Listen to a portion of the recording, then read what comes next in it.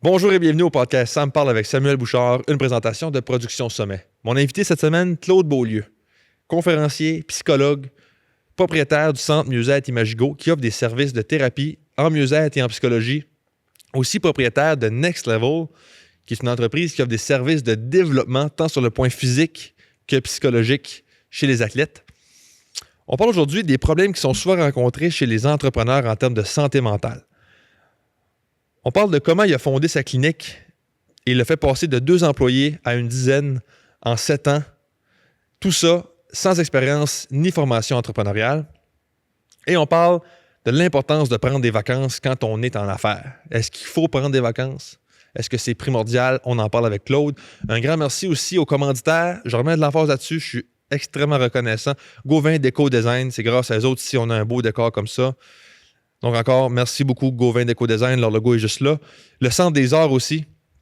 Le Centre des Arts d'Edmundston qui m'accueille dans leur établissement sur le stage. C'est grâce à eux aussi si je peux être là pour faire cet enregistrement-là. Donc merci beaucoup au Centre des Arts. Si vous voulez plus d'informations sur le Centre des Arts, le lien est en description. Même chose pour Gauvin Déco Design. Le lien pour leur site web est en description du podcast.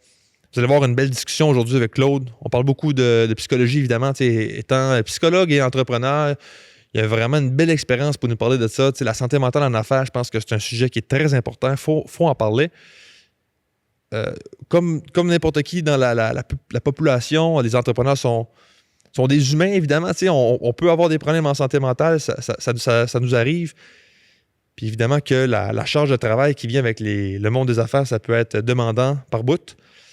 Fait que c'est vraiment intéressant d'en discuter. Je suis convaincu que vous allez apprécier cette discussion-là. Merci encore d'être à l'écoute. Bonne écoute. Le podcast incontournable sur l'entrepreneuriat régional avec Samuel Bouchard. Voici le podcast Sam parle. Claude a obtenu sa maîtrise en psychologie en 2003 à l'Université de Moncton. Il a commencé à travailler comme psychologue au public pour le gouvernement du Nouveau-Brunswick. Il a travaillé à Grand-Sault et à Edmundston. Il a fait ça pendant 12 ans. Après ça, il y a eu un poste de consultant à Fredericton, encore là pour le gouvernement. Il y a eu ça pendant 2 ans. C'était dans le département de santé mentale et addiction. En 2011, il a commencé à faire des conférences. Il en fait encore. Vous avez peut-être déjà vu ça passer. Il a ensuite fondé Imagigo en 2017, qui est une clinique qui offre des services d'intervention en mieux-être. Il a aussi fondé Next Level en 2019, une entreprise qui offre des programmes de développement tant du côté physique que psychologique des athlètes. Il a aussi participé à la fondation de l'Académie Sport Arts Études en 2024, qui est un programme qui permet aux jeunes de concilier les sports et les arts à leur éducation.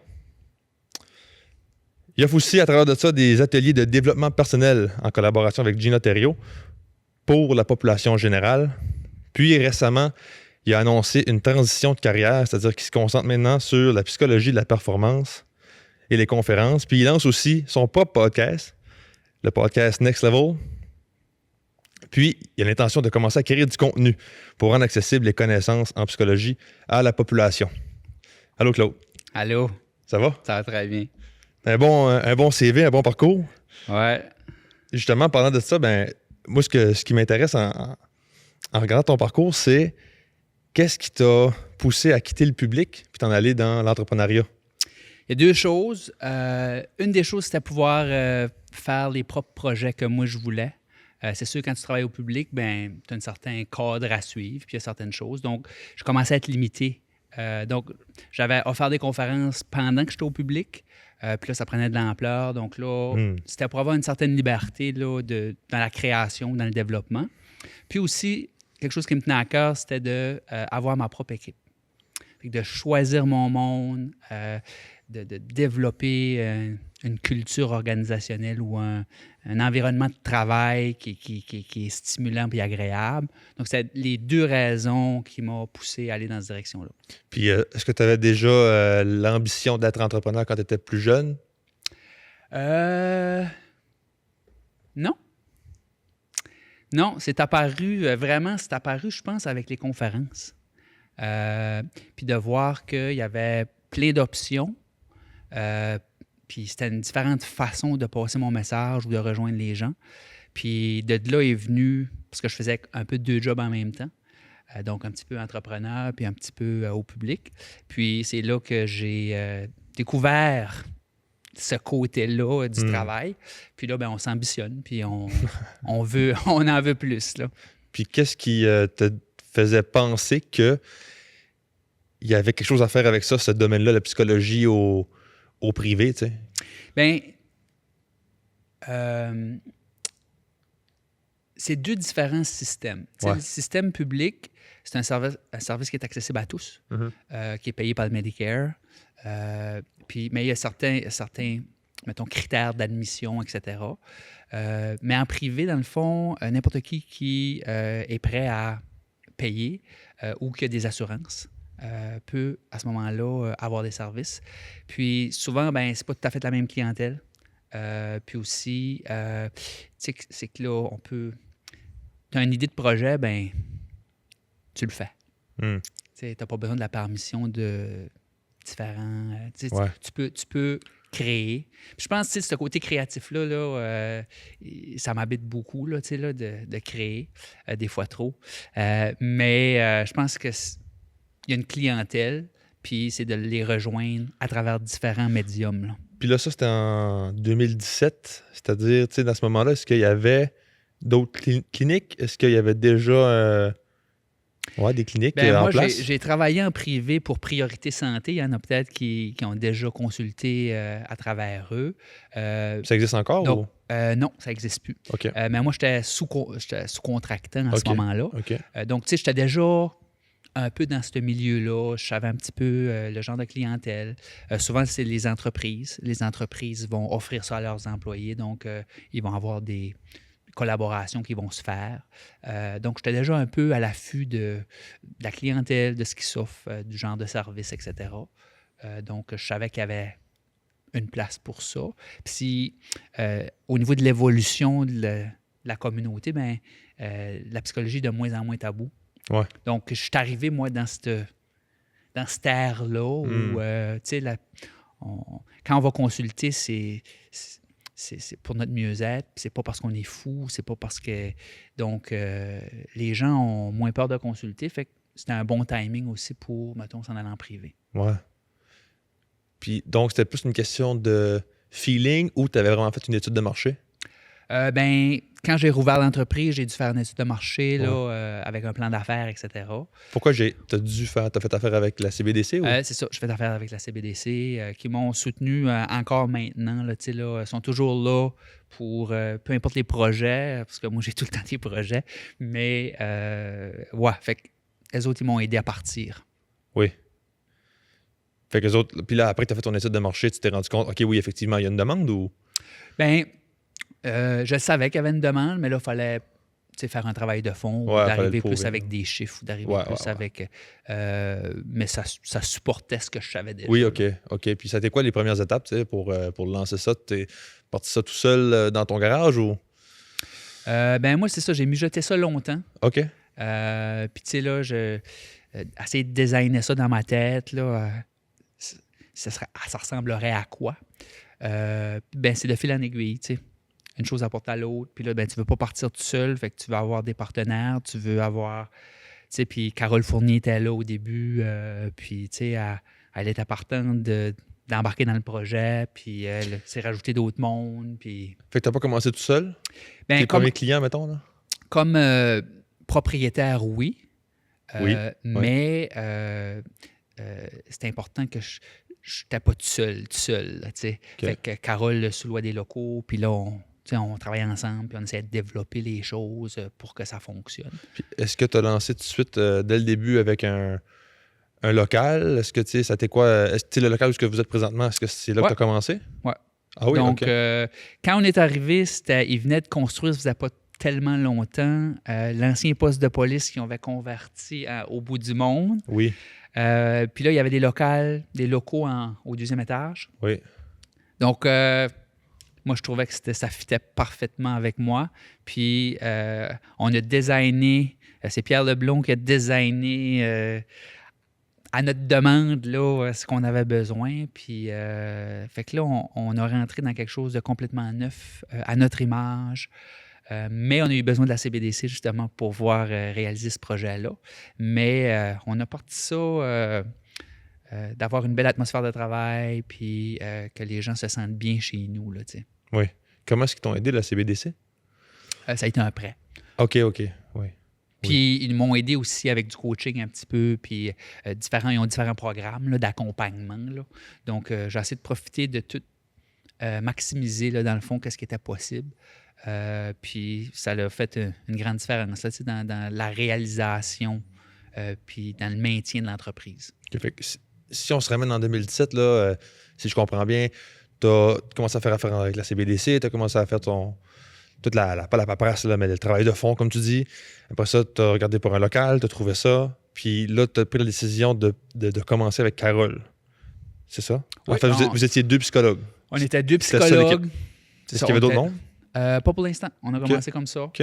Puis éventuellement, ben là, il y a un adjointe administrative qui est venu donner un coup de main. Puis là, de fil en aiguille, il y a d'autres mondes qui s'est rajouté à l'équipe. OK. Puis ça fait déjà 7 ans. Puis comment tu as fait pour... Ouais, puis là, aujourd'hui, vous êtes combien d'employés? Là, on est une dizaine. Une dizaine. Il y a des temps partiels, évidemment, là. Ouais.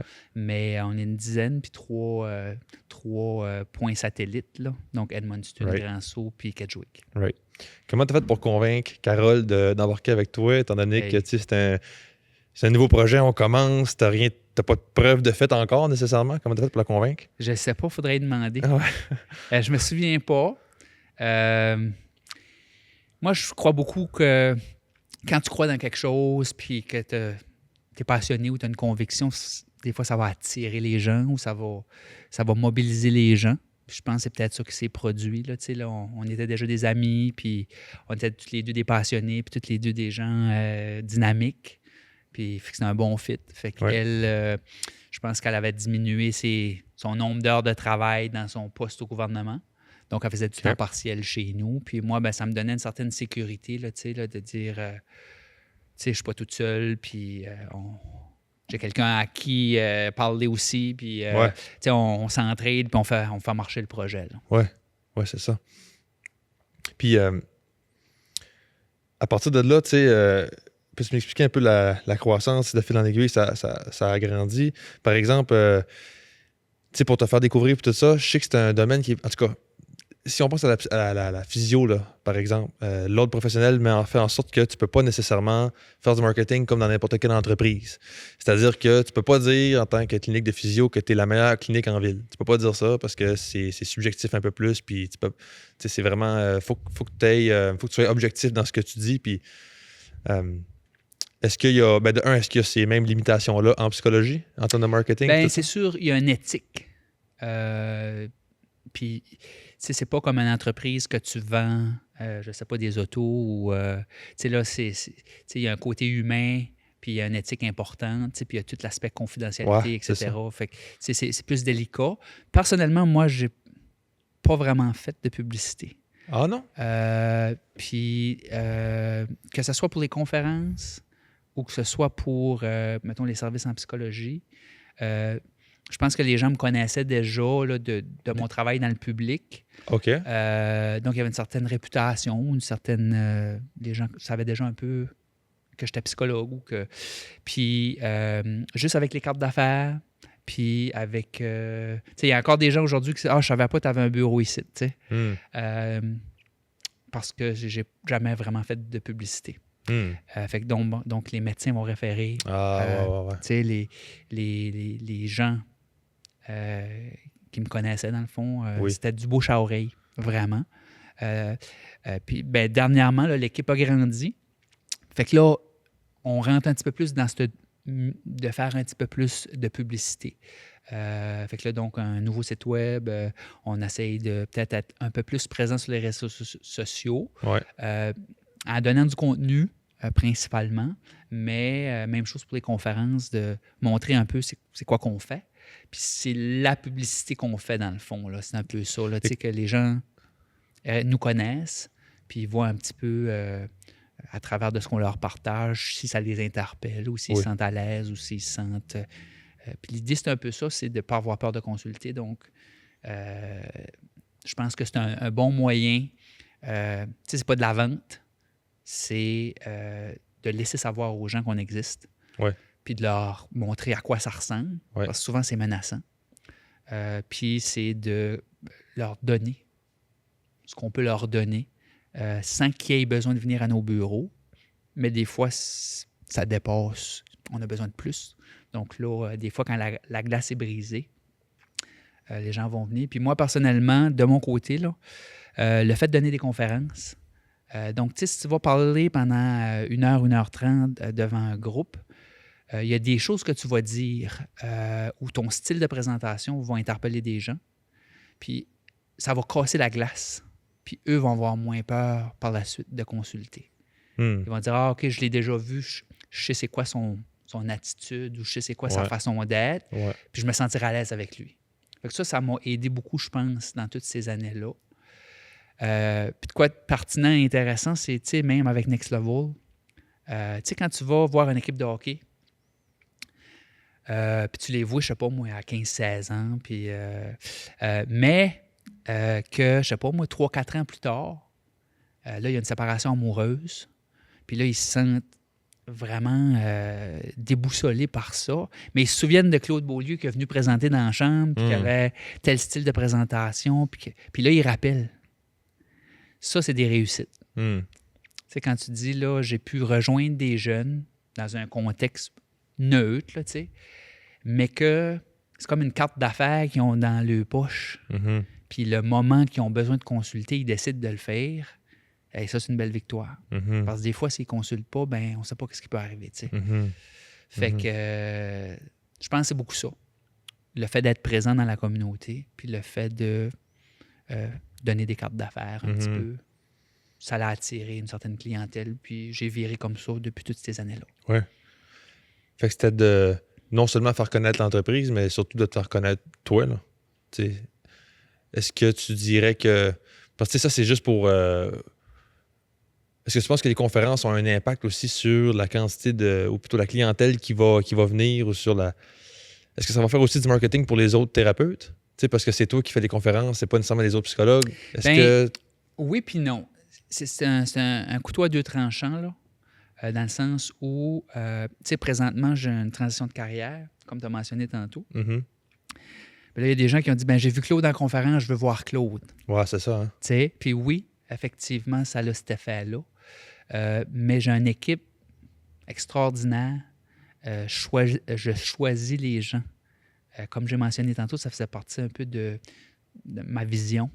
Fait que je choisis les gens qui viennent travailler chez nous. Ouais. Puis on a une équipe compétente.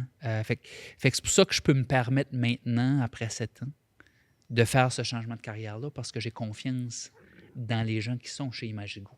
Fait que les gens n'ont pas besoin d'avoir peur de consulter. Peu importe le thérapeute, j'ai confiance dans le travail qu'ils peuvent faire. Ouais. Quand un employé arrive dans une entreprise, il vient avec son propre bagage, ses expériences, ses façons de travailler, ses propres valeurs. Comment on fait pour que l'ensemble des employés s'alignent avec les valeurs de l'entreprise? Ça fait partie du processus de sélection. Fait que déjà en partant, faut que ça code avec la mission, la vision d'Imagigo. Puis, tu sais, quand tu es dans la relation d'aide, ta personne, la relation compte beaucoup. Ouais. Tu sais, fait que peu importe tes connaissances ou peu importe, déjà en partant, c'est important que tu sois caring, c'est important que tu sais, tu es là pour faire une différence dans la vie des gens. Tu n'es pas là pour la paye, puis tu n'es pas là pour... fait que ça compte pour beaucoup. Puis je te dirais que les gens qu'on laisse rentrer chez Imagigo, les gens qu'on interpelle à venir nous trouver, ou les gens qui sont là, c'est parce qu'ils ont ce noyau-là. Là. Ouais. T'sais. Ça arrive-tu des fois que tu te trompes? Est-ce que ça est arrivé dans le passé que tu as embauché puis finalement tu t'es rendu compte après une couple de semaines, finalement ça fait un peu moins qu'on pensait? Non. Est-ce que c'est de la chance ou c'est non. un bon travail de sélection? C'est faire ses devoirs. Oui. Donc, il y a eu des opportunités, disons, où j'aurais pu embaucher certaines personnes ou ouvrir la porte à certaines personnes. Puis j'ai exploré. On a vérifié les références. Oui.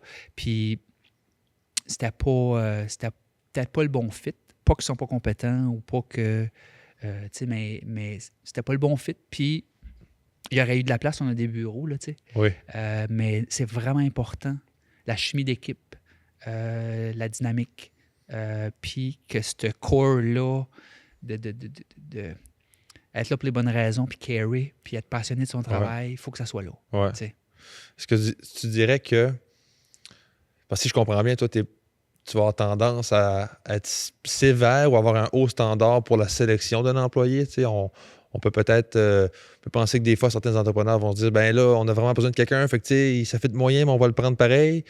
Est-ce que tu penses que dans certains cas, ça peut être une bonne idée de prendre quelqu'un, même si on sait que ça fait de moyen? Ou il faut toujours éviter ça, peu importe la situation? Ben, écoute, moi, je te dirais, il faut toujours éviter ça. Toujours? Ben, moi, c'est ma vision. Tu sais, ça dépend, je te dirais, moi, j'ai une petite entreprise. Ouais. Tu comprends? C'est peut-être différent d'une grande entreprise. Puis, je peux pas le juger ou je peux pas commenter vraiment parce que je suis pas là puis j'ai pas étudié en marketing, en business ou... Fait que, mais moi, personnellement, ma vision à moi, c'est que non, c'est vraiment important. Puis tu sais, j'offre certaines conférences, là, puis on parle un peu de sécurité psychologique, puis de culture organisationnelle, puis de certaines choses, puis c'est vraiment important, là.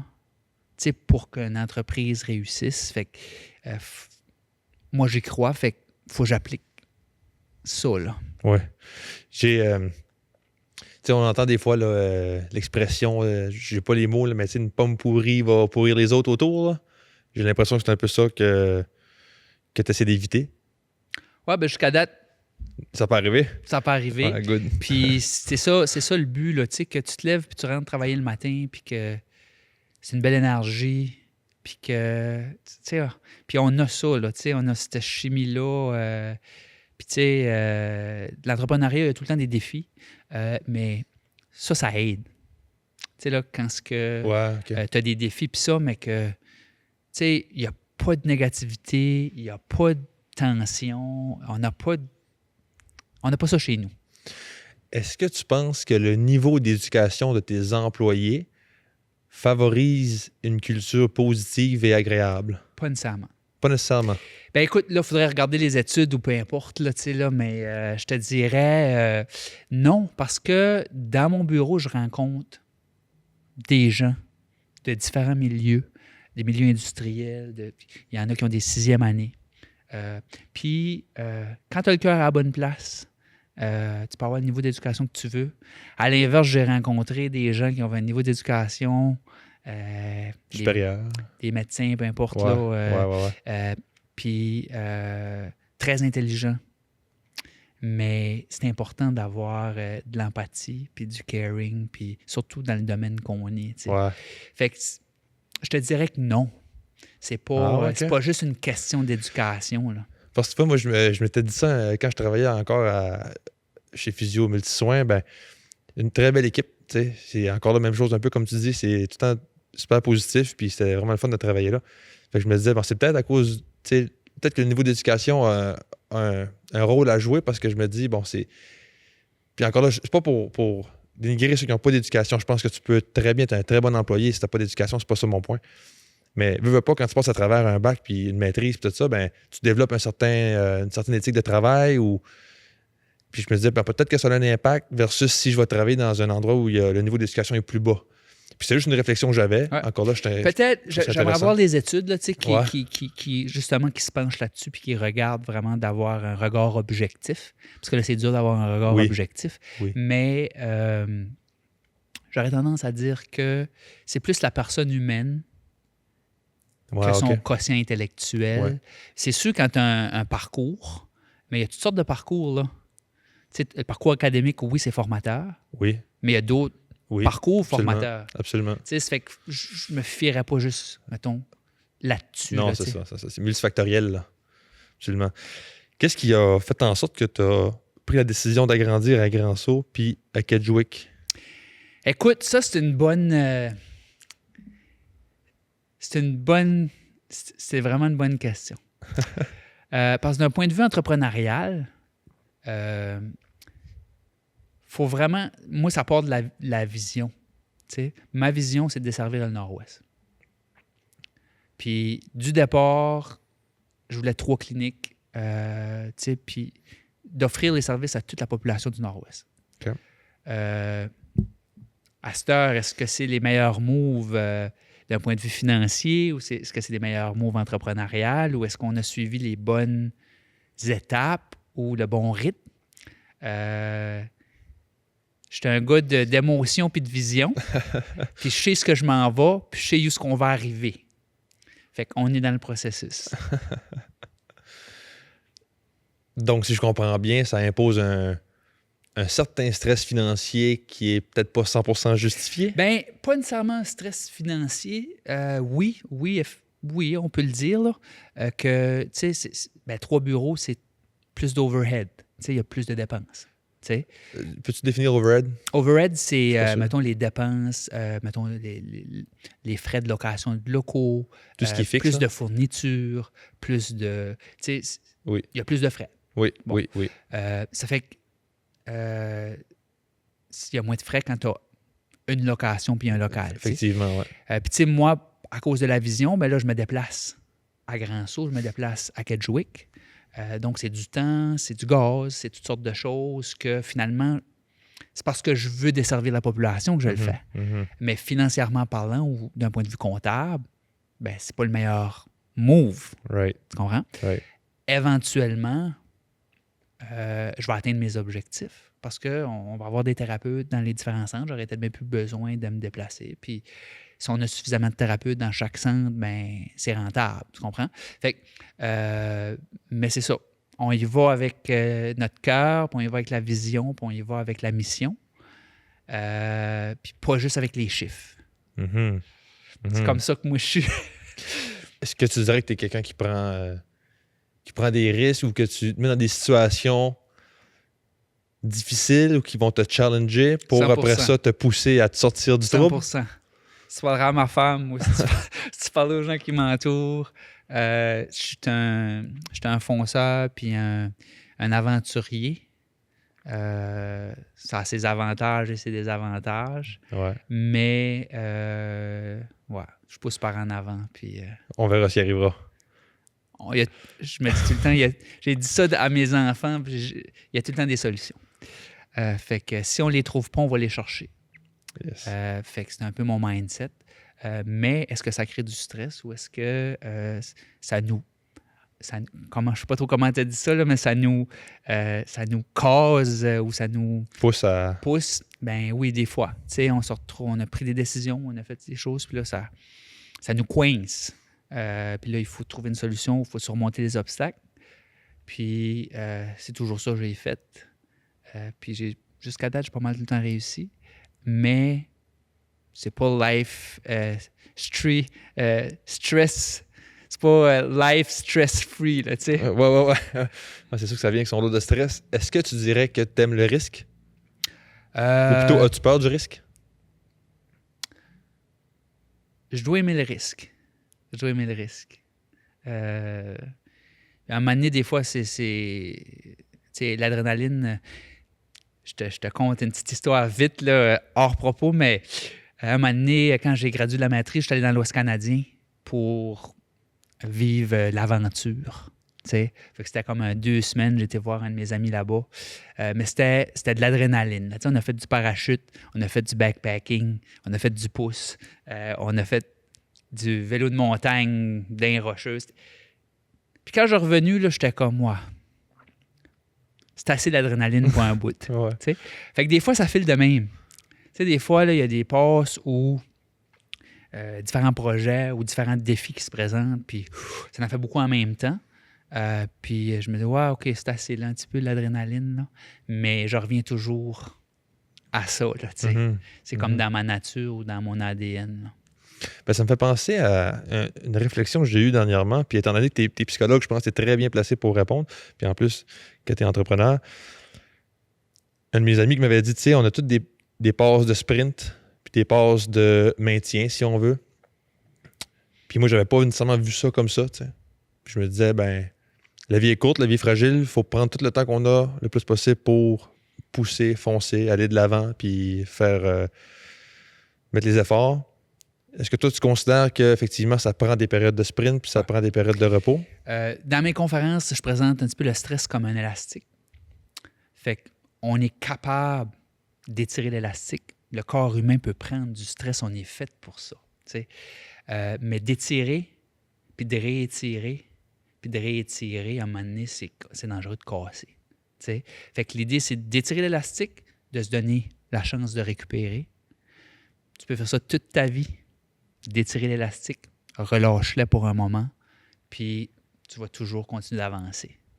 Fait que c'est un peu ça. Il faut prendre le temps de s'arrêter. Puis c'est là qu'on fait, tu parlais de développement personnel, là, on fait des reboots. Je m'oblige à travers un peu ces affaires-là de prendre du temps pour récupérer ou resetter ou rebooter, comme on dit. Parce que des fois, on voit beaucoup ça sur Internet, là, des entrepreneurs surtout. Là. En tout cas, moi, c'est ce que je suis beaucoup. Des gens qui vont, du moins ça va paraître comme ça, qui vont jamais vraiment arrêter. T'sais. C'est tout le temps pause, go, go, go. Je sais que dans ta pratique aussi, puis ça fait partie aussi de la clientèle que tu vas te concentrer dessus dans dans la prochaine partie de ta carrière. En psychologie de la performance, tu vois des entrepreneurs. Mais qu'est-ce que tu remarques qui est souvent dit par les entrepreneurs? C'est quoi les problèmes qui reviennent souvent dans ta clientèle entrepreneur? Écoute, il y a toujours la gestion de personnel, là. C'est toujours un défi en soi. Ah ouais? Plus que tu as une grosse équipe, plus que tu as toutes sortes de différents défis qui se présentent. Ça, c'est quelque chose qui revient. C'est sûr, tout ce qui est l'accroissement de l'entreprise. Donc, de bien gérer le rythme, de pouvoir s'assurer qu'on a des clients puis on a des demandes. C'est tout le temps, mettons, des stresseurs. Mais tu sais, dans ma clinique, moi, je fais plus du coaching au niveau entrepreneurial, là, coaching de vie, genre. Ouais. Ça fait que c'est plus comment concilier la vie personnelle, comment pas oublier sa santé là-dedans. Comment, moi, je dis saine performance. Comment être performant, mais de façon saine. Parce que tu peux réussir dans un des domaines de ta vie, mettons, au niveau professionnel, puis échouer dans 4 autres domaines, tu sais. Fait que l'idée, c'est, moi, mon approche, c'est d'essayer d'aider les gens à réussir un peu dans l'ensemble de leur vie, puis de trouver cet équilibre-là qui n'est pas toujours évident. La majorité des entrepreneurs que j'ai vus ou que je vois, c'est beaucoup en termes de surcharge. Tu sais, c'est des passionnés, c'est des vaillants, c'est des gens qui vont mettre les heures, mais à un moment donné, c'est leur corps. Attaque de panique, ça va être de l'épuisement. Là, ils deviennent irritables. Là, à la maison, ça va moins bien. Ou ils manquent du temps avec leurs enfants. Tu sais, puis je pense que mon travail, c'est un peu ça, là, de les guider là-dedans. Là. Est-ce que tu dirais qu'en général, les entrepreneurs visent à avoir du succès entrepreneurial puis qu'ils vont négliger les autres sphères de leur vie? Écoute, moi, je vois une clientèle, tu comprends? Fait que c'est pas une clientèle que... Tu sais, s'ils me consultent, souvent, c'est parce que soit qu'ils sont vraiment avant-gardistes, puis qu'ils disent « moi, j'y crois », puis, tu sais, j'ai pas personne à qui parler, puis je veux avoir un autre cerveau pour m'aider. J'en ai. J'en ai des entrepreneurs qui viennent une fois par mois. Puis c'est non négociable, ça fait partie de leur plan. Puis ça les aide à rester, mettons, sur leur X. Puis j'ai d'autres entrepreneurs qui me consultent parce que, justement, ça va moins bien. Fait que c'est difficile pour moi de dire dans l'ensemble de tous ceux-là qui ne me consultent pas comment est-ce qu'elles autres ça va, tu comprends? Parce que je suis biaisé de voir bon point. Un seul côté de la médaille, si tu veux. Fait que je peux pas vraiment te donner une bonne réponse, mais ce que moi je vois, ben c'est un peu ça. Là. Tu sais, ça va être des gens que soit qu'ils sont trop passionnés, puis là, l'accroissement a été trop rapide, puis là, il manque de cash flow, puis le cash flow, c'est bien important, puis là, c'est des défis comme ça, fait que le stress augmente, puis on dort moins bien la nuit, fait que là, on dort moins bien, on est moins productif, puis là, ça s'enchaîne, tu sais. Fait que, mais je te dirais que je peux voir de tout, tu sais, des problèmes de consommation aux conflits de couple, tu sais. C'est ça. Ça dépend. Ça dépend. Ça dépend. Est-ce que tu dirais qu'il faut... est-ce que tu recommanderais à tous les entrepreneurs de consulter? Je dirais pas catégoriquement comme ça. Tu sais. Ouais. Chaque personne a sa résilience, chaque personne a... Mais ce que je dirais, c'est qu'il faut s'entourer. Tu sais, fait que c'est pas obligé d'être un psychologue. Ça peut être un mentor, ça peut être un coach. Un autre entrepreneur, peut-être? Un autre entrepreneur. Ouais. Ou juste quelqu'un qu'on... Tu sais, ça fait je sais que... pas. Tu sais, je peux prêcher pour ma paroisse, là, Ouais. tu sais, puis dire, les gens qui m'ont consulté, ça les a aidés, puis ça les aide encore. Puis, tu sais, on a accompli de belles choses ensemble. Mais tu n'es pas obligé de consulter un psychologue. Tu sais. Je te dirais, lorsque tu es obligé, c'est quand tu te sens stock, quand tu te sens coincé, puis là que tu commences à... ton système commence à lâcher, autant physique que psychologique. Là, tu sais, quand tu commences à penser au suicide, quand tu commences à plus dormir la nuit, quand tout commence à s'écrouler, tu aurais dû peut-être consulter un petit peu avant. Là. Ouais. Fait que c'est jamais mauvais. Ouais. Tu sais, c'est comme aller faire un nettoyage chez le dentiste. Ça peut pas vraiment te nuire. Non, c'est ça. Ça va être dur de... Ouais.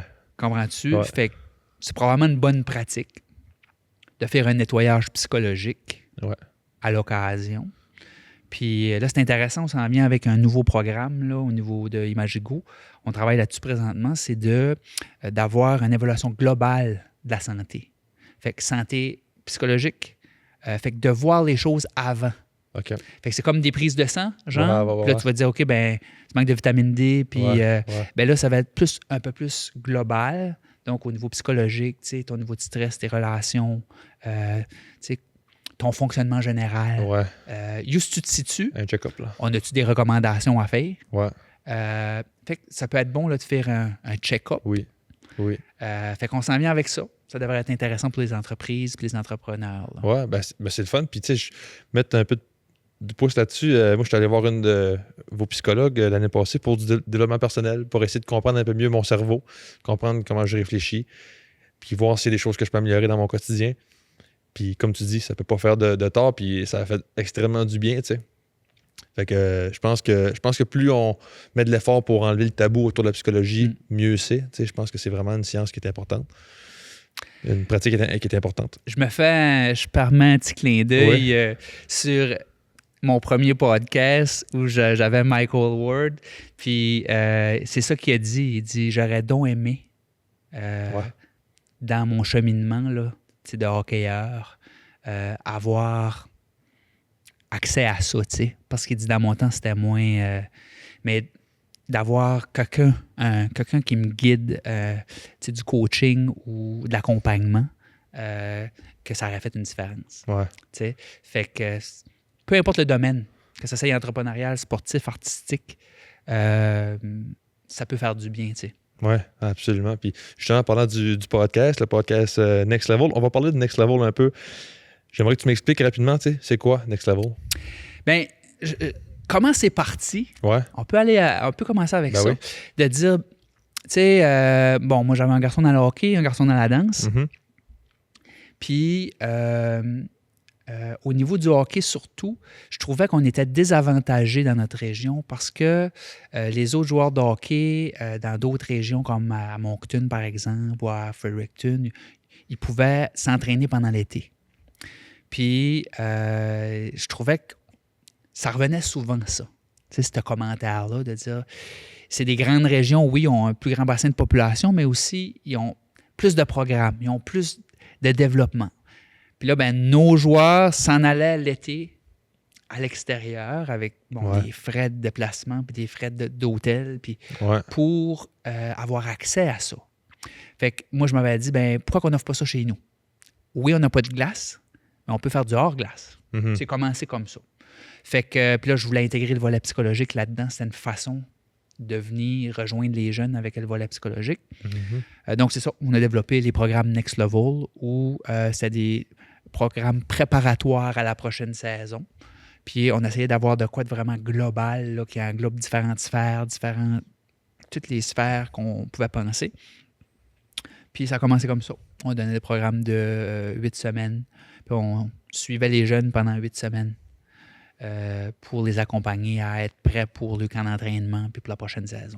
Puis au début, c'était juste pour le hockey? Oui, ça a commencé juste pour le hockey. Puis aujourd'hui, il y a plusieurs sports. Oui, c'est ça. Ça a évolué d'année en année. Puis moi, c'était ça ma vision que j'avais. Il fallait commencer à quelque part, fait qu'on a commencé avec le hockey. Mais ma vision, c'était d'offrir une certaine structure pour tous les sports. Tu sais, fait que de dire, il y a un volet psychologique, il y a un volet physique, il y a un volet technique, il y a un volet tactique. Puis, c'est compréhensif, ce qu'on offre. T'sais? Puis, il y avait 2 choses importantes. Un, d'avoir du plaisir. Fait que d'apprendre à avoir du plaisir pendant qu'on s'entraîne. Puis, 2, c'était aussi de ne pas oublier la personne derrière l'athlète. T'sais? Fait que de dire, oui, c'est bien beau s'entraîner, puis c'est bien beau, mais... faut connecter avec la personne aussi. C'est pas juste un joueur de hockey ou c'est pas juste un... Fait que ça fait partie de la philosophie Next Level. Oui, puis ben, c'est un bon point. Tu parlais de plaisir, tout ça, là, ça me rappelle... à un moment donné, parce que moi, j'ai joué du hockey pas mal toute ma vie. J'ai joué de 8 ans à 20 ans. Là. Puis j'ai fait une couple de camps d'entraînement ou des camps de pré-saison pour se pratiquer, là, du développement. Là. Puis je me souviens, il y en avait un en particulier que... Puis j'étais un grand fan, j'adorais le hockey, là, mais il y en a un en particulier que après une couple de séances, j'étais comme, je ne veux plus y aller. Là. C'était juste l'entraînement pur et dur, 100%. Il n'y avait pas de plaisir, il n'y avait quasiment pas de POC. Là, t'sais. Fait que je trouve ça intéressant vraiment que tu apportes l'aspect plaisir. Je pense que c'est une bonne chose. Puis tu sais, on se le cache pas, on travaille fort. Les athlètes. Oui, c'est ça. Mais il y a tout le temps façon d'avoir du plaisir en s'entraînant. De rendre ça le fun. Ben oui. Tu sais... Au débu, t'étais pas tout seul là-dedans. Il y avait des partners aussi. Ça a débuté parce que moi, j'ai joué du hockey peut-être jusqu'à Pee-Wee, là, tu sais. Fait que Drew Toner, qui avait une belle vision, qui était un peu dans son prime, là, tu sais. Puis, donc, on s'est mis là ensemble, puis on a développé. Lui apportait le volet hockey, l'aspect technique, l'aspect tactique. Puis moi, j'apportais le volet psychologique, puis la vision un peu. Puis pendant plusieurs années, là, on a travaillé à développer les programmes, puis à rendre ça accessible. Est-ce que c'était parce que tu avais besoin d'un partner ou? Bien, écoute, il y a 2 affaires. Première affaire, c'est que moi, je suis beaucoup plus productif quand j'ai 2 cerveaux. OK. Moi, ça me challenge. Tu sais, quand on est 2, là, je vais avoir plus de résultats. Tout le temps tout seul avec moi-même, je suis performant puis j'accomplis des choses, mais j'aime ça et tout. Là, tu sais, là, ce travail d'équipe-là. Question d'intérêt aussi. Là. Ouais, okay. Je sais pas. T'es un gars d'équipe? Puis, tu sais, à l'université, c'est la même chose quand on avait des travails d'équipe où ça me stimulait, tu sais. Fait que avant que Drew embarque dans le portrait, c'était plus des... Tu sais, la clinique, c'était plus... oui, Carole était là, mais je veux dire... Tu sais, toute montée de l'entreprise, etc. Ouais. C'était plus seul avec ça. Puis les conférences, mais j'avais monté mes conférences, etc. Fait que je trouvais ça intéressant de travailler en équipe. Fait que c'est ça. Drew est apparu, là, puis on a parti. Puis là, le COVID est arrivé. Ça fait que là, on a dit, ben écoute, il y a tout le temps des solutions. Fait que c'est là qu'on a rentré dans le monde. On a fait comme 1 an complet de virtuel. On faisait les trainings, j'étais dans mon garage, puis puis les enfants étaient chez eux dans le sous-sol ou dans le garage, puis on était live, puis on s'entraînait, tu sais. Ah ouais. Ouais. Puis tu sais, il y a eu plein d'embûches, là, tu sais, là, mais en tout cas, fait que finalement, on a surmonté le COVID, puis après ça, ben, ça a continué, tu sais. Là, on a été vers le volleyball, puis là, ben, on s'en vient avec la course, Next Level Running. Fait que ça évolue, là, tu sais, là. Fait que là, hockey, volleyball, la course, Patinage artistique. aussi. Ouais. Fait que le patinage, en fait, tout ça, c'est tout juste l'été? Oui, c'est rien que l'été. Juste l'été. Donc, l'été, on se prépare à la prochaine saison. Ouais. Donc, on essaye d'offrir, mettons, des services. Puis on essaye d'intégrer un peu le volet psychologique dans ça.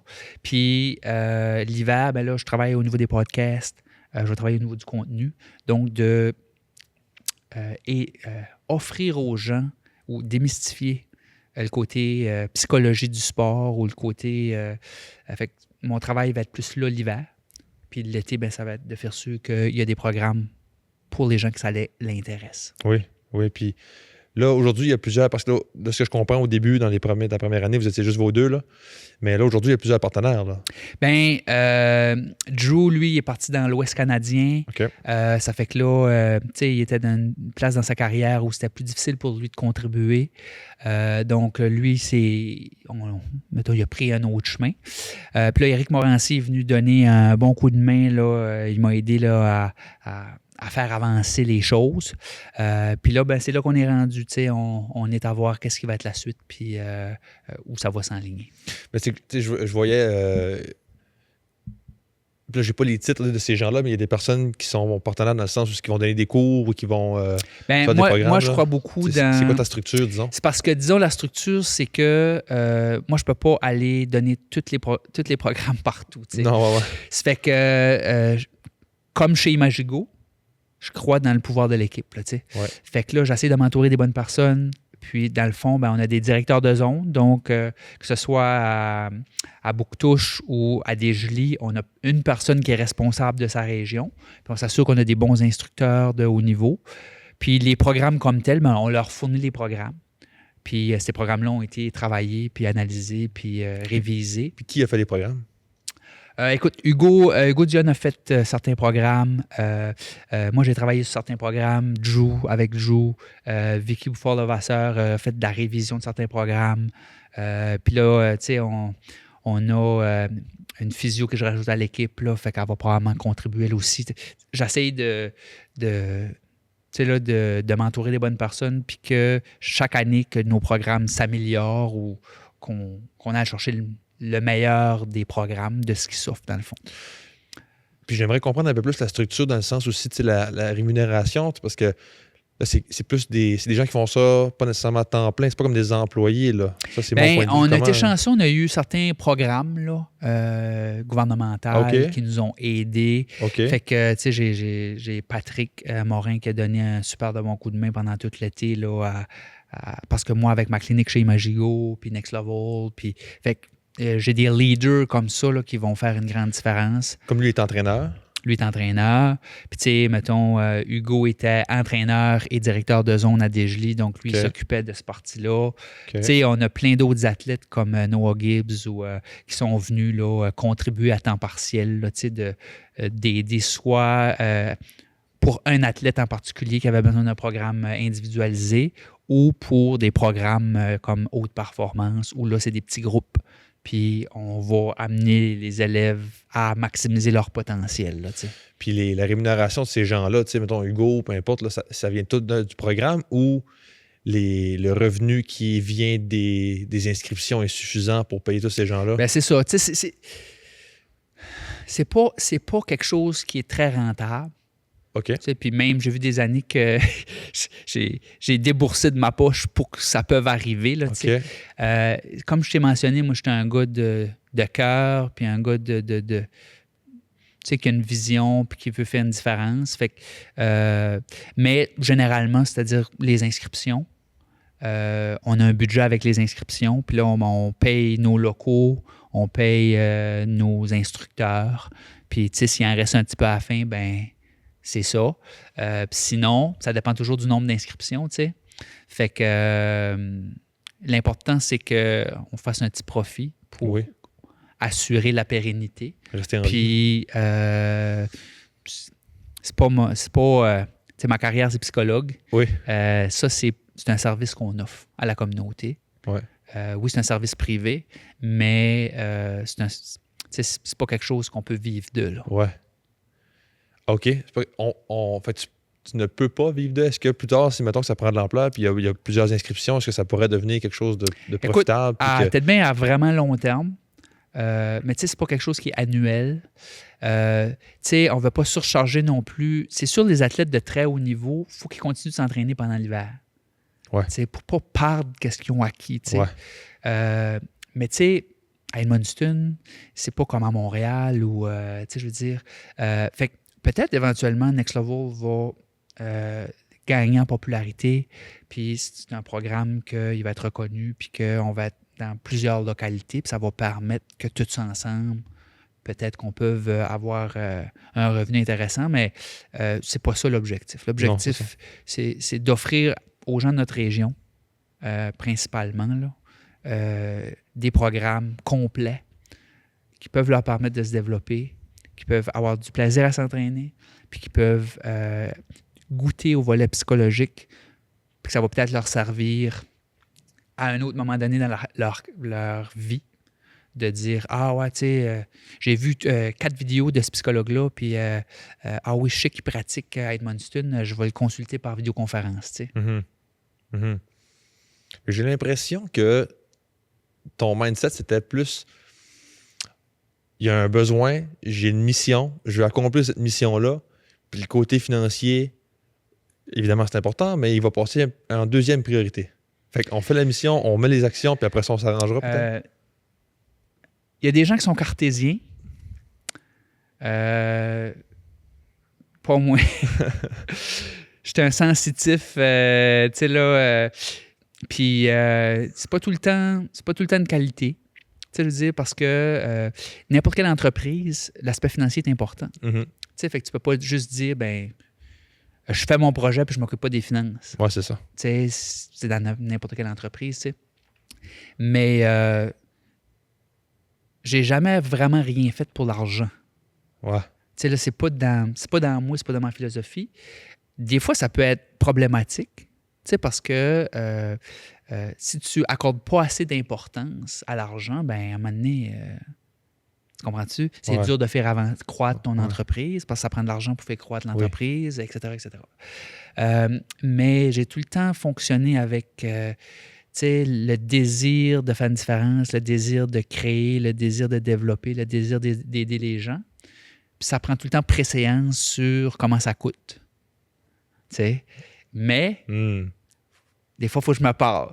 Ou ma femme me parle, ou les gens qui m'entourent, mon adjointe administrative est toujours là pour m'aider à faire sûr que on est à la bonne place. Là, mais je pense que, tu me diras si tu es d'accord, mais je pense que ça prend un bon mix des deux dans une société où il y a des gens qui sont un peu plus axés sur les chiffres, les cartésiens, faire ça, OK, là, on fait ça, mais il faut s'assurer que ça fonctionne, qu'au bout du mois, on va avoir un certain profit pour rester en vie. Puis il y a du monde qui sont plus comme, hey, gars, on va trouver une solution, on a ça à faire, on le fait, puis on verra. T'sais. J'ai l'impression qu'un mix des deux, quand les deux font un compromis, c'est là qu'on a les meilleures solutions. C'est pour ça qu'on s'entoure, Samuel. Ouais. Ouais, effectivement. Ouais. Non, c'est d'aller chercher les forces de chacun, puis de s'assurer qu'on fait une bonne équipe, qu'on veut se rendre et ce qu'on veut se rendre. Ouais. Puis, tu sais, chacun challenge l'autre, puis chacun... c'est ça qui fait que ça marche, parce qu'on est bien entouré. Parlant de Next Level, parlant d'être entouré, ça fait quelques semaines qu'on travaille ensemble pour lancer ton propre podcast. Ton premier épisode est sorti il y a quelques heures. Au moment où on se parle, là, quand ça va sortir, ça fait déjà une semaine. Comment ça... Puis tu as déjà enregistré 2 épisodes. Comment tu trouves ça jusqu'à date, faire des podcasts? Écoute, c'est une nouvelle aventure. Ça me parle. Non, sérieux, tu sais, j'ai tout ce côté créatif-là. J'avais déjà ça, là, tu sais. J'aimais déjà ça, là, tu sais, faire des petites vidéos, puis faire des affaires. Fait que j'étais pas loin, là. Mais tu sais, c'est un autre projet. Tu sais, ça fait que c'est quand même beaucoup de préparation. Tu sais, puis tu m'as aidé énormément, tu sais, tu m'as sauvé, je sais pas commandeur, tu sais, dans tout ça, mais tu sais, tout le côté de préparation, logistique, organisation, achat de matériel. C'est quand même beaucoup, là. Mais je sais que, bon, cette transition de carrière-là, que c'est le bon chemin à prendre. Parce que là, tu sais, je vais rencontrer plein d'athlètes qui vont nous partager leurs secrets, leurs stratégies. Fait que moi, je vais grandir là-dedans, je vais en apprendre tout le temps en plus. Puis c'est de quoi qu'on va pouvoir partager aux gens. De voir... Tu sais, la psychologie positive, c'est un peu ça. On s'inspire des gens qui ont réussi. Puis on en regarde, ben s'ils ont réussi, ils doivent avoir fait de quoi de bien. Ouais. C'est quoi qu'ils ont fait. Tu sais, fait que c'est un peu ce mindset-là que j'ai, de regarder un petit peu les gens que je vais inviter, ben on va en apprendre plus sur la psychologie de la performance. Là, ouais. Peux-tu nous résumer un peu c'est quoi la mission du podcast?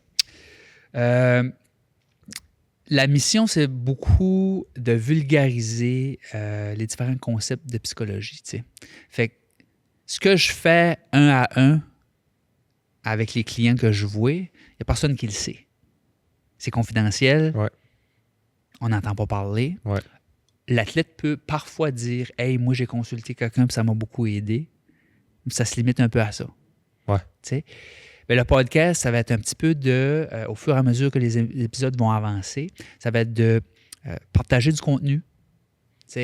Donc, si l'athlète me partage des choses, ben là, je peux arriver et dire, ah ben oui, tu sais, telle affaire, ou telle étude, ou telle affaire, ben, ou telle personne fait telle affaire. Tu sais, c'est du contenu, mais c'est dans une façon accessible. Tu sais, c'est pas un cours à l'université, là, tu sais. C'est vraiment accessible, puis si les gens consomment ça, ben ils peuvent utiliser des stratégies qui ont fonctionné pour d'autres. Oui. Donc, c'est de rencontrer des athlètes qui ont réussi et de voir un peu la psychologie ou la personne derrière l'athlète. Bien, il y a comme deux volets. Il y a le volet, qu'est-ce qu'ils ont fait? C'est quoi les stratégies? C'est quoi la préparation mentale qu'ils ont faite? Comment ils ont surmonté les obstacles, etc. Mais aussi, ce qui m'intéresse comme psychologue, c'est de voir, ben oui, OK, derrière l'athlète, tout ce temps-là, il y avait une personne. Puis souvent, les athlètes, la problématique, c'est qu'il y a une identité d'athlète. C'est-à-dire qu'on oublie qui on est parce que c'est juste ça qu'on fait ou juste ça qu'on connaît, mettons, le hockey. Ouais. Fait que là, notre identité, c'est « je suis un joueur de hockey ». Mais non, tu es une personne qui joue au hockey. Puis ça devient vraiment important, ça, ce côté-là. Fait que c'est pour ça que je veux mettre beaucoup d'emphase là-dessus, de dire, ben tu sais, c'est qui la personne? T'sais, on te connaît parce que tu as, peu importe, où tu as joué à tel niveau. OK, mais ça veut dire quoi, ça, pour l'individu? T'sais, c'est quoi le sacrifice que tu as fait? C'est comment tu as vécu ça? Pas juste de voir les succès ou les échecs ou peu importe, mais de voir un peu c'est qui la personne qui est derrière tout ça. Puis est-ce que tu dirais que ça s'applique aussi aux entrepreneurs? Puis je dis entrepreneur, mais ça peut être aussi, je sais pas moi, un artiste ou tout à fait. Un papa, une maman, quelqu'un qui dit, ben, tu sais, des fois, moi, je suis un entrepreneur. Je ne suis pas une personne qui est en entreprise. Je ne suis pas une personne qui a une entreprise, je suis un entrepreneur.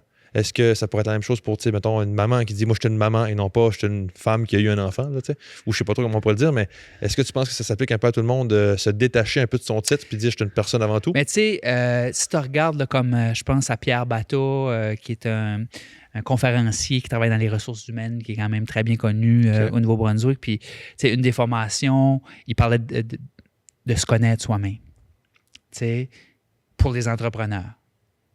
Donc, c'était une session, puis dans cette session-là, il y avait un gros bloc qui était centré sur « OK, on va prendre le temps de se connaître soi-même. Okay? » Parce que c'est important. C'est important de se connaître pour bien réussir. T'sais?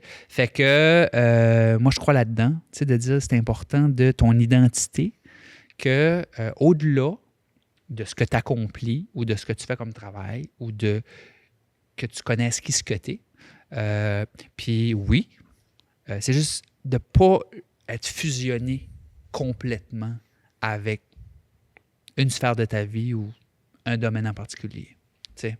Parce que le joueur de hockey qui est fusionné, puis qui se dit, tu sais, moi je suis un joueur de hockey, puis ben, qu'il se casse une jambe, puis il ne peut plus jouer au hockey, il y a une méchante déprime qui apparaît, là. Parce que là, il est perdu, tu sais, il a tout mis les œufs dans le même panier, puis il sait comment je me valorise, comment est-ce que... Tu comprends-tu, là? Fait que c'est important, ce côté-là, en tout cas pour moi, que ça fait partie, mettons, indirectement, là, du podcast, ça fait partie de mon approche. Ben ouais. Puis là, maintenant que tu as enregistré 2 épisodes, est-ce que tu trouves que c'est plus ou moins de travail que ce que tu avais anticipé? Je vais te surprendre, mais je dis moins. Ah ouais, hein? Parce que c'est beaucoup de travail, là, on se le cache pas, là.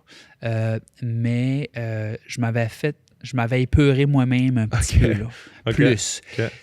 Puis je pense que j'ai déjà certains acquis. Tu sais, comme j'offre des conférences, on monte des conférences pour les médecins et les psychiatres. C'est tout moi qui m'occupe de la technique. C'est tout moi qui s'occupe, tu sais, les PowerPoint, tout ce que j'ai fait pendant toutes les années pour les conférences. Ben, ça a une répercussion aussi sur tout ça. Fait que c'est beaucoup de travail, mais c'est pas de l'inconnu. Ouais. Oui, puis je pense que ton background de psychologue va beaucoup t'aider. Tu sais, parce que tu ne veux pas poser des questions, discuter, c'est ça un peu ta job de psychologue. Tu sais, c'est en grande partie ça. Fait que je pense que ces compétences-là vont beaucoup t'aider. J'aimerais parler aussi de ta transition. Justement, on a parlé rapidement, là, mais là, tu te concentres vraiment plus sur... Parce que ça fait partie aussi de ça, là, le podcast, la création de contenu. Mais tu vas vraiment te concentrer sur ce qui est la psychologie de la performance. Fait que là, ici, on parle d'athlètes, comme dans le podcast. On parle d'entrepreneurs, des artistes. Puis il y en a peut-être d'autres aussi, là. Fait que c'est quoi l'objectif de cette transition-là? Bien, je te dirais que quand j'ai ouvert Imagigo, si on va chercher le premier dépliant, sous Claude Beaulieu, il y avait Psychologie de la performance. Ah, OK. Donc, année 1, j'avais déjà dans l'idée de me spécialiser. OK. Mais, tu sais, c'est... mettons, la gestion d'une clinique, tout ça, c'est beaucoup de travail, puis plusieurs années sont passées, mais de fil en aiguille, j'ai essayé de faire mon chemin un petit peu, puis d'aller chercher les formations, d'assister à des conférences, puis, tranquillement, j'ai arrivé à l'étape où je me suis dit, OK, là, j'ai une équipe derrière moi, j'ai le nécessaire, on fait le saut. Tu sais? Fait que l'objectif du départ, c'était de pouvoir, moi, travailler dans une spécialité avec une clientèle spécifique, puis finir ma carrière pour cette clientèle. Donc, je reste propriétaire d'Imagigo, je continue de travailler chez Imagigo, mais chacun a sa spécialité. Puis moi, ma spécialité à moi, ça serait, mettons, les athlètes ou les entrepreneurs ou les artistes qui doivent performer. Donc, c'est de les accompagner là-dedans puis de maximiser leur potentiel, dans le fond. Mm-hmm. Est-ce que c'est donc principalement par intérêt? Et c'est pas nécessairement un peu comme un move de business de dire, OK, il y a vraiment une demande là-dedans, on va aller capitaliser là-dessus, là. Pour être honnête avec toi, c'est un mélange des deux. OK. Il y a le premier côté, c'est étant moi-même athlète en termes de triathlon, etc. Oui. Puis je fais du karaté avant ça.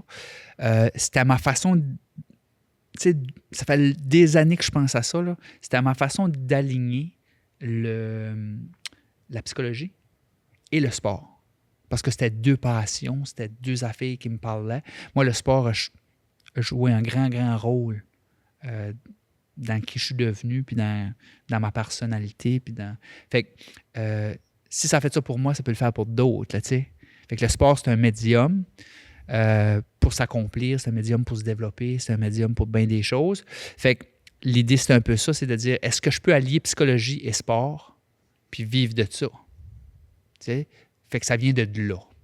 Mais c'est un move aussi stratégique au niveau entrepreneurial que je n'aurais pas fait avant, mais que là, parce que j'ai une bonne équipe, puis j'ai des gens qui sont en mesure de voir la clientèle que j'aurais vue généralement, bien là, chacun a sa spécialité. C'est possible, là. C'était pas possible peut-être auparavant, mais là, c'est possible. Ouais.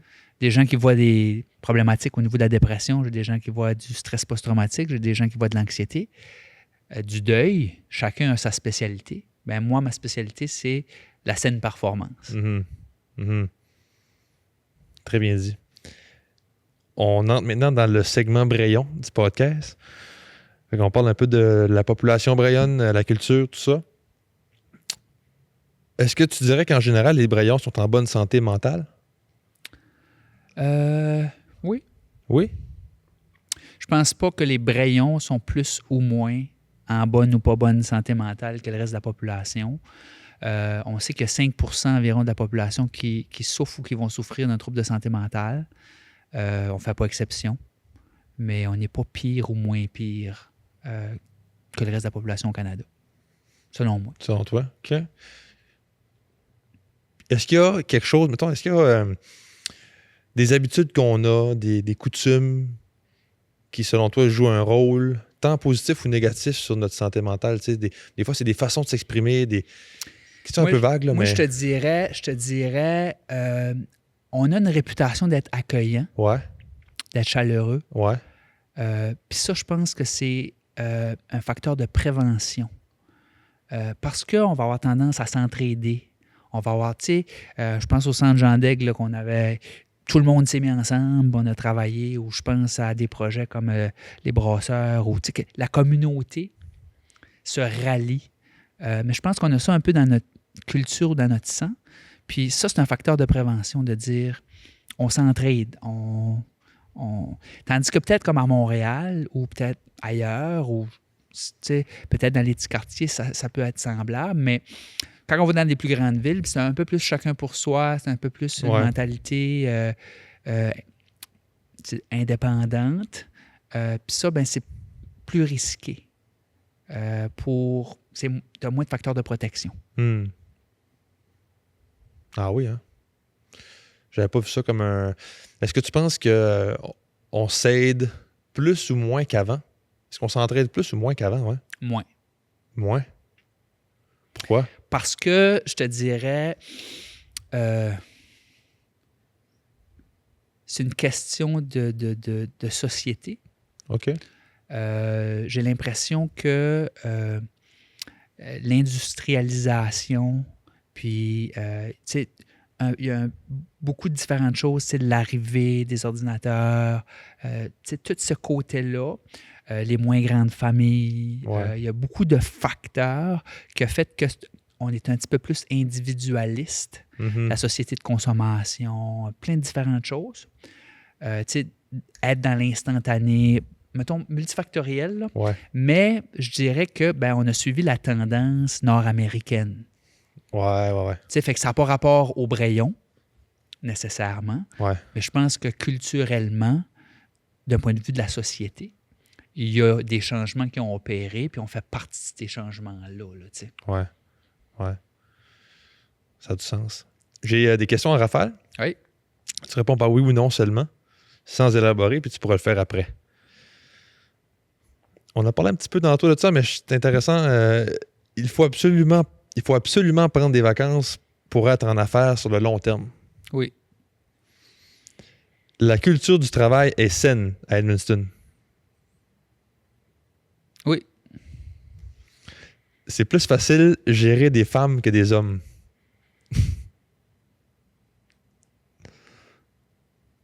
Oui. Ah oui, hein? J'ai pas d'autres expériences. Ouais, c'est ça.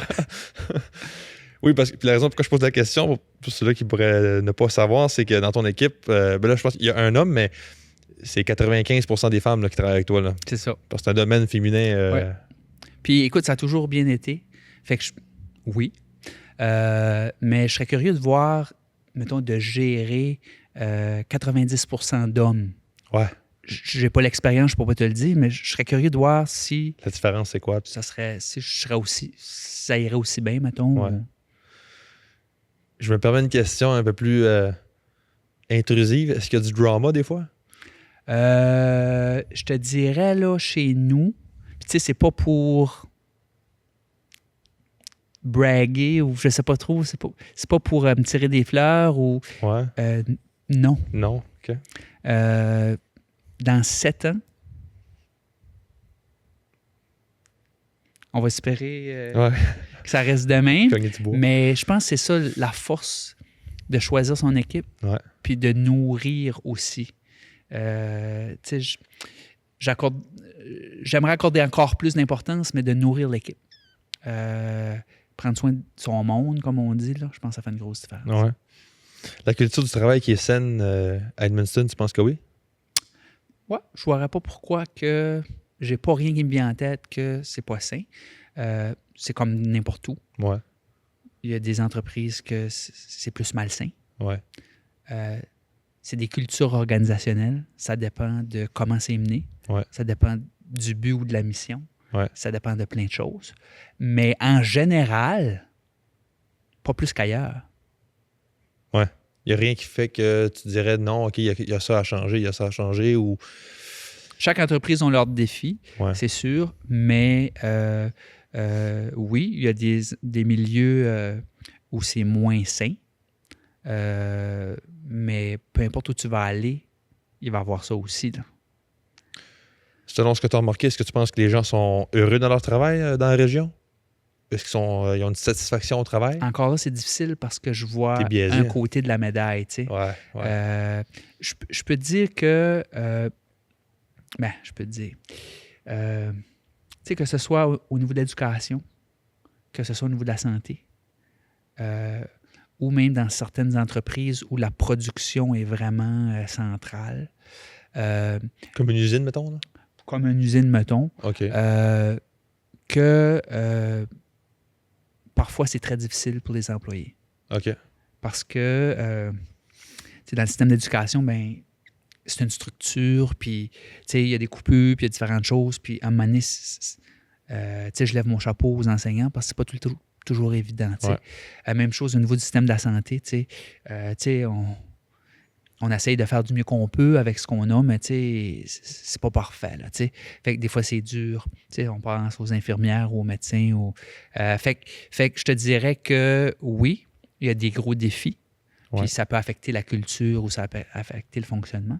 Mais va à Montréal, puis je suis pas sûr que c'est à plein mieux. Là. Ouais. Ah, je comprends. Ça, c'est quelque chose que je trouve personnellement intéressant, là, la première question que j'ai posée, parce que c'est quelque chose qui me rejoint, tu sais, les vacances, les fameuses vacances. Moi, j'avais un peu la mentalité de comme, tu m'étais fait dire, oh, mais là, tu sais, t'es jeune, c'est beau, t'as de l'énergie, mais plus tard, ça sera pas ça. C'est important de te reposer. Puis j'étais comme, ben, justement, je suis jeune, j'ai de l'énergie, je dois se en profiter, prendre le moins de vacances possible, puis mettre le plus d'efforts possible. Et là, toi, tu me dis que c'est absolument nécessaire de prendre des vacances? Oui. Pourquoi? Écoute, j'ai vu des entrepreneurs, les gens qui sont passionnés, là, puis qui sont vaillants, là, qui ont de la drive, là, ces autres, c'est comme 100 fois plus important. J'ai vu des entrepreneurs qu'ils s'en assoient dans le fond de la rivière verte parce que le cellulaire ne pogne pas pour pouvoir déconnecter, là, ou s'en allait dans le sud parce que ça ne pognait pas. Comme un moment donné, tu ne peux pas travailler 24 sur 24 tout le temps. Là. Faut que tu décroches. Mm-hmm. Fait que oui, c'est absolument essentiel selon moi. Puis tu sais, un entrepreneur, souvent, ça peut prendre une semaine ou deux avant qu'il décroche. Là. Ouais. Comprends-tu? Parce que là, tu es à moitié dedans ou tu réponds des appels ou, tu sais, puis là, ben l'appel que tu reçois, là, t'es pour 2 heures dans ta tête après que tu as accroché. Là. Ouais. Comprends-tu? Fait que là, t'es pas avec les enfants, là, t'es dans ta tête. T'sais? Fait que c'est un peu tout ça. Fait que oui, c'est vraiment important, selon moi. Puis si on va plus loin un peu dans ce raisonnement-là, tu sais, comme tu viens de dire, des fois, là, non, tu travailles pas, mais tu n'es pas tout là, dans le sens où tu réfléchis à ce que tu vas faire au travail le lendemain, ou tu te planifies ton horaire dans ta tête, ou peu importe. Est-ce que, selon toi, c'est non seulement important de prendre des vacances, mais de prendre des vraies vacances où tu te déconnectes complètement? C'est ce que je comprends, là. Ouais. Fait que ça prend des moments comme ça. Puis t'as-tu Ça comme prend- une recommandation de combien de temps par année ou ça dépend vraiment? Ben écoute, moi, je te dirais... l'idéal, c'est quand tu te connais, Ouais, OK. que tu dis... moi tu sais, j'ai quelqu'un que je connais, là, puis, tu sais, lui, il dit... Tu sais, comme moi, rendu au mois de mars, là, j'ai étiré mon élastique. Puis je sais que j'en ai besoin là parce que je deviens irritable. Puis là, je peux moins me concentrer. Puis je me connais, je le sais que là, je le plains. Comprends-tu? Puis après ça, je suis bon à un bout. Puis là, là, je le sais là, que j'en ai besoin là. Tu sais? Fait qu'il planifie son année. Fait que comme ça, il reste pas mal équilibré, pas mal toute son année. Tu comprends? Right. Il sait quand est-ce qu'il va relâcher l'élastique. Right. Tu sais. Ça, je pense que c'est une super bonne stratégie. Tu sais. OK. Mais tu as peut-être un entrepreneur qui dit, ben moi, je suis comptable, je ne vais pas prendre off, tu sais, au mois d'avril. Non, là. non. Comprends-tu? Ouais. Fait que c'est juste l'idée de se connaître puis de le planifier à l'avance parce que sinon, tu es pogné dans ta bulle, tu es pogné dans ta passion, puis tu t'en rends compte qu'il est trop tard, puis là, tu te rends compte que tu fais des attaques de panique ou que, je sais pas, moi, problème gastro-intestinal ou que, parce que là, tu as trop poussé, là. Hmm. Intéressant, j'en prends bonne note. Je vais garder ça en tête pour Moi, ma carrière. j'ai vu un athlète, OK. OK, qui avait la David Goggin mentality. Ouais. OK? Ouais, tu penses quoi de lui? Ouais, vas-y. Puis, tu sais, je trouve que c'est remarquable ce que David a fait, puis, tu sais, c'est surhumain, là, tu sais, là, puis comment gérer notre mental, puis bon. Mais faut faire attention, tu sais, parce que il y a un prix à payer, tu sais. Puis quand tu as cette mentalité-là, à un moment donné, c'est juste de dire, tu sais, je respecte pas mes limites, je vais juste tout le temps pousser au-delà de mes limites. Puis, tu sais, le discours qu'il y avait, c'était pas la peur de mourir, mais c'était un peu de dire faut que je vive à fond. Fait que je vais vivre à fond tous les jours. Mais là, tu te retrouves avec des blessures, des fractures de stress, Puis là, tu peux pas t'entraîner, mais tu as ce mindset-là. Là, tu es stuck dans un engrenage qui finit pas. Tu te retrouves en dépression. Fait que faut juste faire attention avec ça. Puis peut-être un bon exemple, c'est un athlète, un triathlète, mettons, qui veut faire, mettons, un Ironman. Okay? Puis qui dit, moi, je file bien, là, je suis jeune. Les journées de repos, je n'ai pas besoin. Okay? C'est quoi qui va arriver? Tu sais? Les coachs vont dire ta journée de repos est aussi importante que ta journée d'entraînement. Tu comprends? Fait que c'est la même chose si tu vas au gym puis tu dis aujourd'hui, là, je vais faire 8 heures de gym. Puis j'aurais pas besoin de venir les 3 prochains jours. Tu sais. non. Ça marche pas comme ça. Non. Tu pousses, tu récupères. Ouais. Tu pousses, tu récupères. Selon moi, c'est l'approche à prendre. C'est drôle parce que, tu sais, étant physio de profession, tu sais, je le vois, c'est tellement évident que physiquement, tu peux pas t'entraîner tous les jours. Ça fait juste pas de sens. Je dirais jamais ça à n'importe qui. Là. On dirait que pour le travail, on voit ça différemment. Moi, je voyais ça un peu différemment, comme si ça s'applique pas, comme si c'est comme non, mais ça, c'est correct, mais ça fait juste du sens. Là, tu pousses, tu relâches, c'est comme ça que tu. En tout cas, c'est comme ça que tu grandis un muscle, tu fais grossir un muscle. Fait que pourquoi ça s'appliquerait pas au monde du travail? Je pense que ça fait bien du sens. Il y a des entrepreneurs, il y a peut-être des gens qui vont se reconnaître, mais il y a des entrepreneurs qui se lèvent à 4-5 heures le matin, donnent une grosse journée de travail, mettent la tête sur l'oreiller à 11 heures, minuit le soir, puis ils commencent à travailler dans leur tête, ils s'endorment à 3 heures du matin, Jeez. ont juste quelques heures de sommeil. C'est fou, ça. C'est pas parce que tu es arrêté que tu travailles pas. Comprends-tu? Fait que faut gérer la machine. Tu sais, si tu travailles pendant que tu es couché, c'est pas à bonne place. Là. Quand tu es couché, c'est pour dormir puis récupérer. T'sais. Fait que, à un moment donné, ça peut être trop. Là. Merci, Claude. Merci beaucoup d'être venu. Je trouve ça super intéressant. Puis je pense que la psychologie, c'est pertinent pour tout le monde, évidemment. On a tout un cerveau, on a toute une façon de penser, puis une santé mentale. Mais je sais qu'en affaires, les entrepreneurs, c'est quelque chose qui est un certain enjeu. Puis je pense qu'il faut faire attention à ça, notre santé mentale. Puis ça a été vraiment intéressant d'en apprendre plus. Surtout, c'est le fun parce que tu es entrepreneur, mais tu es aussi psychologue. Puis tu as vraiment un bon background pour nous parler de ça. Merci beaucoup, j'apprécie. Merci pour l'invitation. Puis merci pour tout ce que tu fais comme coaching avec moi. Ben, ça fait plaisir.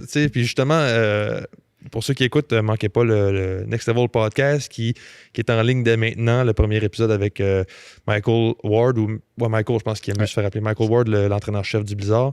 Fait un très bon début, un très bon premier épisode. Je suis vraiment content pour toi. Fait que merci encore, Claude. Super.